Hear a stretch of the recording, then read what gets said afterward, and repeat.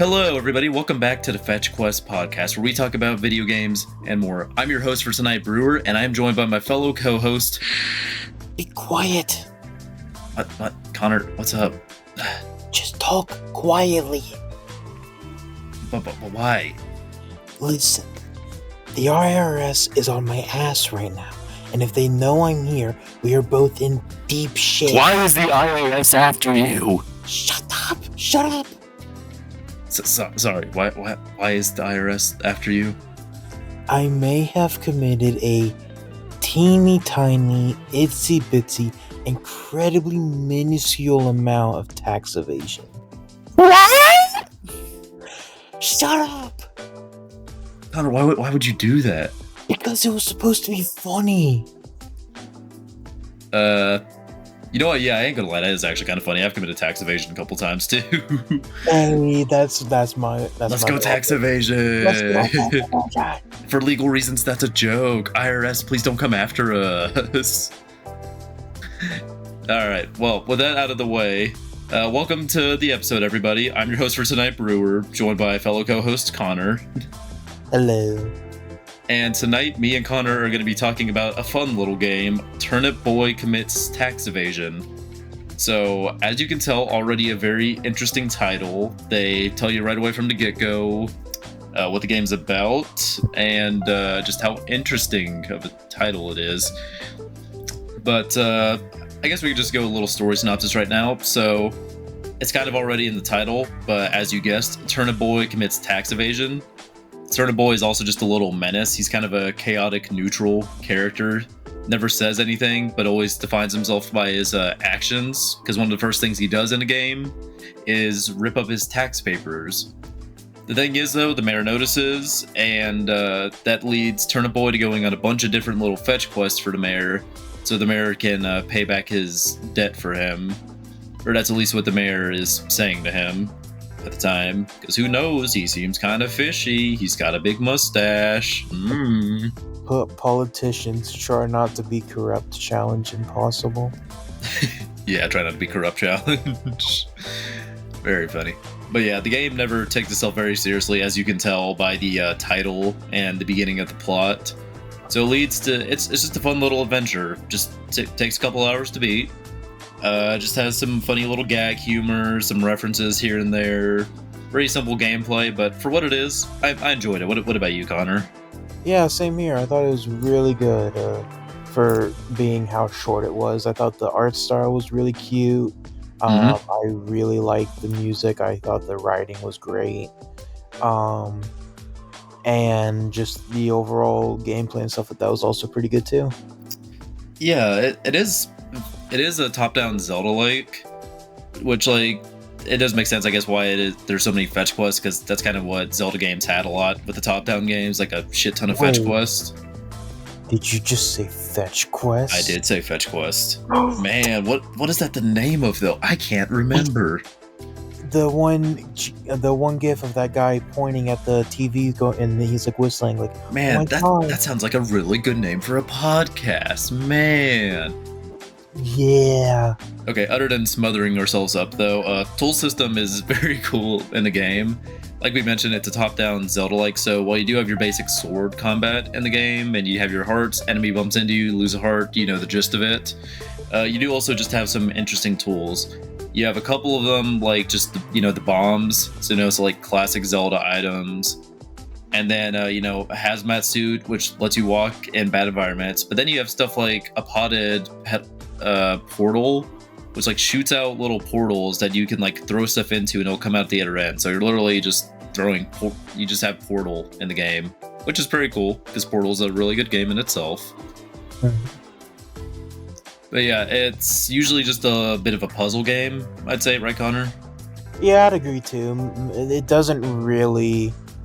It's not. I think the combat is by far the least prioritized part of it, because, I mean, the animation for you using your weapon is literally just it's just the thing like stabbing out. You don't like get a swing animation or anything. So I definitely feel like they didn't worry about the combat at all. Yeah, definitely. I think it's kind of just to give you an adventure to go on, so it's not to break up a little bit in between the writing, because the writing, like, it's not always like the most laugh out loud funny thing I've ever played, but I mean it's an enjoyable little experience that like at least had me grinning or maybe chuckling a couple times. Like anytime you ripped up an important government paper, including the tax paper, okay, that's pretty cool. Or just having one random side character that's just a JoJo reference to Kakyoin. Okay, you know what? I'm a JoJo fan. I like that. That, or funnily enough, in the lore of the game, it's like a post mutated world after the apocalypse because of nukes. There's one surviving human left, but you end up just getting them mutated and kill them, just as a funny haha. Like, it should be horrifying, but it's just kind of played off for laughs, which, you know what, the game doesn't ever take itself seriously, so I can kind of appreciate that in a way. Yeah.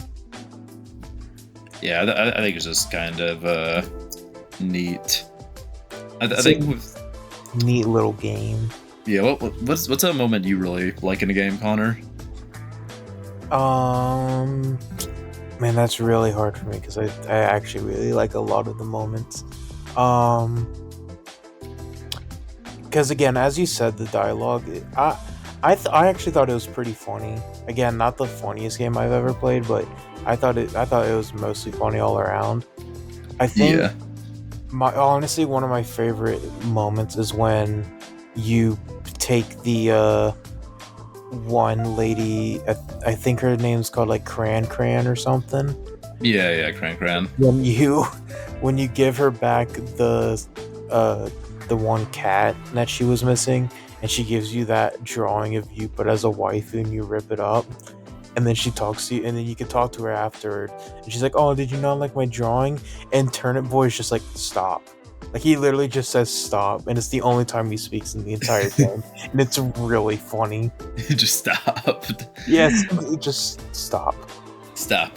Keep your Twitter drawings away from me. Stop oh-ohing and ooh-ooing at me. Just stop.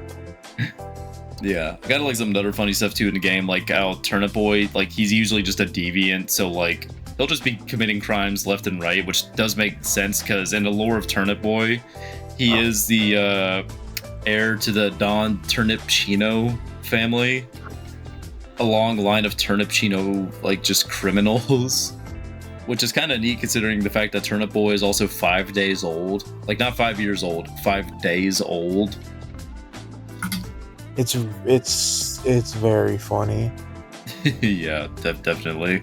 Oh wait, I have another moment that I think's really funny, but it is technically a spoiler. We'll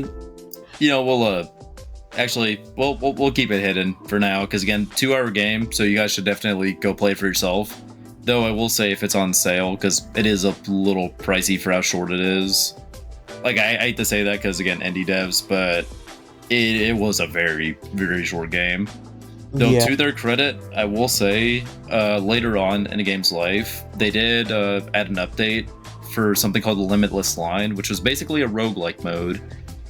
So, I mean, technically you could get infinite playtime out of it. Since I played a little bit of the roguelike mode, kind of fun. It's a fun little distraction. Which there's collectibles in a game called hats that you go through and collect, or like a general reward that you can like put on top of Turnip Boy just for like after you've completed a fetch quest, side quest. Get a cool little hat. So you unlock more of those by doing a roguelike mode, which I like. But it won't keep you too engrossed. It's not no like Hades or Enter the Gungeon. But I don't think it was ever meant to be, right, Connor? Yeah, I never even played it because again, I enjoyed the little adventure I had, but once I got all the stuff, including all the main game hats and the documents all ripped up, I was just like, alright, I'm done. Yeah, since I mean the bosses themselves too aren't that crazy.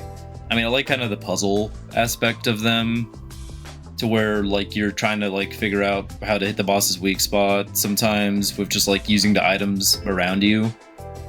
So like I would usually use the portal sometimes for like the third boss, and then kick bombs into it, and then send it in the boss's direction because it would run around a lot. Yeah. That or using the fire into fourth boss was pretty fun.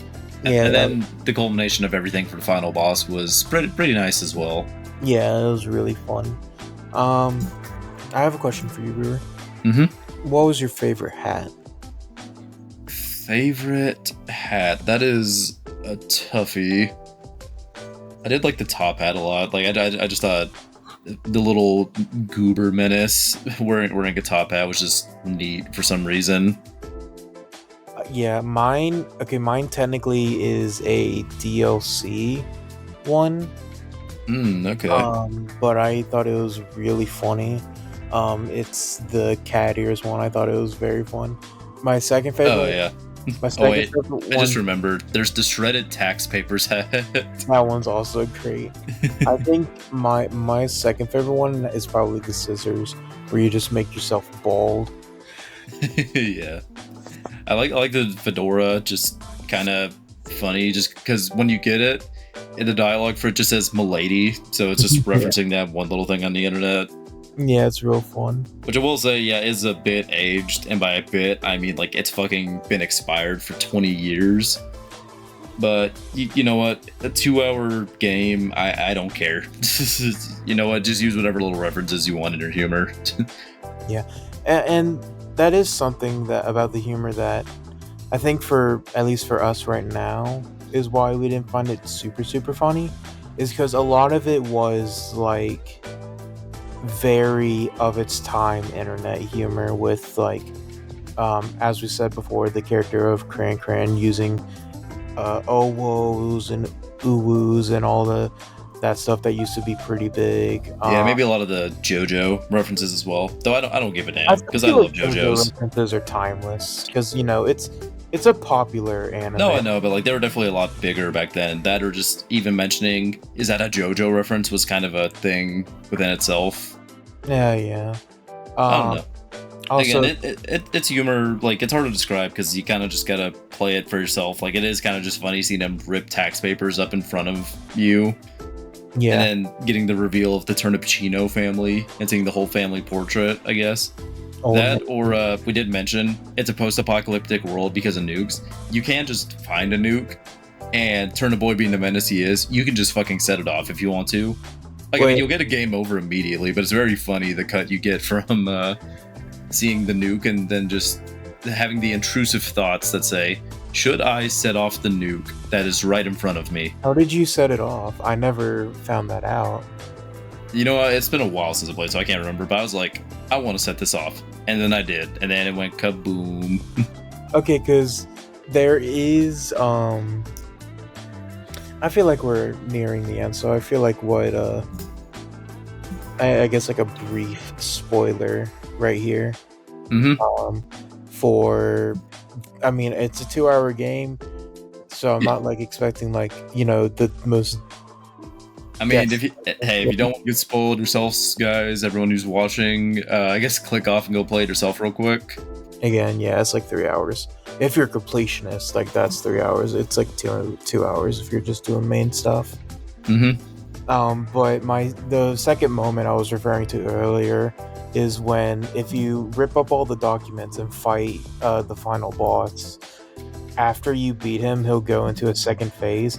But the way the second phase activates is that he takes out a button and just says, "Get nuked, kiddo," and then the screen goes white, and then you're suddenly in space, and it's really funny. I kind of like during, I think, one of the boss fights, like there was this character in the game who was helping a little. So like there was like a bunch of points where like, oh, we can't defeat the boss, we need a sacrifice. So like you sacrifice someone, they would have a little bit of dialogue, and some of them were like a serious sacrifice. But one of them's like, wait, no, bro, I don't want to be sacrificed. What the fuck? Yeah, what the fuck? You can have it yourself. I trust me, I'm perfectly fine right here. And then you just kick the bomb at them, and they just fucking eat shit. They're like, bro, what? They're like, what the heck, dude? It's great. It's a very like the humor. I will say sometimes it's hit or miss, but I think it's like a 85 to 15 on hit and miss. Yeah, like I said, it's not going to be something where you're going to be like dying of laughter, but like if you just want a nice little way to spend a couple hours because you got nothing to do in the weekend or something, then I think Turnip Boy may be the game for you. Since I remember I played it like I was sick one day, so I couldn't go into work. So I was like, okay, I just kind of got to lay in bed all day. What do I do? It's like, oh, I have Turnip Boy commits tax evasion. It doesn't take too long to beat. Let's play it. And then I enjoyed myself while being sick. Hooray. Yeah, and Brewer got it for me for my... Was it for Christmas or for my birthday? I can't remember. I don't know, but I was just thinking it'd be funny to give someone Turnip Boy commits tax evasion. Yeah, because I had heard of it before. Because, it's one of those games that, usually people, bring up as, the funniest indie games ever. And, some IGN list that's really bad. But I had heard of it before, and so I was like, I'll try this out, and then... Yeah, well, I think kind of with the name, too, it at least draws your interest. I think in the same way as, a bunch of animes having, stupid-ass, long-ass names that, basically say what the exact purpose of the show is, even if it's really stupid. My girlfriend turned into a chair, and now I have to go through a dungeon in order to help her. Version 2. You know, that is probably the title of some stupid garbage light novel somewhere. I can't remember what it was. I got transported to another world and got turned into a vending machine. I got transported. That one's real. That one's real. I'm not even kidding about that. That is real. The chair one was also real, but it's not word for word. It was either a movie or an anime, and either the girl or the guy got turned into a chair. I mean, I don't know. There's a lot of shitty isekais where fucking people get turned into object, and it's like, oh, I got to figure out how to move around an object. But look, I'm super OP because God gave me this cool skill for some reason. Also, I don't miss my family at all for some reason. I got isekai'd by a giant truck, and now I'm a turnip. Yeah, no, some of the tropes are so prevalent that I think a bunch of them even parody it now, being like, oh, I'm the send-off truck that sends you to another world. I'm like, wow, so clever. I was I saw a clip of some anime on Twitter once, and essentially the whole joke was that the people worshipped truck and as a god, and then whoever the truck sent was a chosen champion or something, as a way to explain the whole isekai thing. I don't know. Either way, with the titles, it was a good way to at least grab your attention. I think Connor sending you that game. But who knows, maybe in Turnip Boy's third installment, because there is a second installment, which if you guys do like this video enough, maybe we'll talk about it. Turnip Boy robs a bank. But maybe in the third installment, it could be Turnip Boy gets transported to another world, and then you could have 5 paragraphs describing what he does in the title to be just a light novel. Lamau. But, man. But yeah, again, this game's super short, so super short episode. Yeah, I think we've actually ran out of stuff to talk about without dissecting every minuscule bit of dialogue in the game. No, Connor, we need to have a 2-hour discussion about Turnip Boy lore, about the Turnip Chino family, about the mutated humans, about the taxes that I did not pay. The intricate character writing and the very original and heartbreaking plot that is Turnip Boy commits tax evasion. Yeah. Alright, everybody. Well, if you like this episode and you like committing tax evasion, how about you smash that like and subscribe button for us? And then maybe comment how you committed tax evasion. They'll put in Minecraft right after. Yeah, so the IRS isn't after you. Once again, this is a joke, so Phoenix Wright doesn't have to represent us in court. Yeah, against fucking Edgeworth prosecuting us. Oh, these motherfuckers committed tax evasion. And then I sentenced them to 20 years in gay jail. And then they kiss. Yes. All right. Well, everyone, that yeah. was our episode of Fetch Quest. Thank you very much for watching this short little episode about Turnip Boy committing tax evasion. Go check out the game for yourself. And with that, we've been Fetch Quest. Goodbye. Wait, Brewer. Did What? you hear that? What? It's the RRS. Run, Brewer! Run! Run!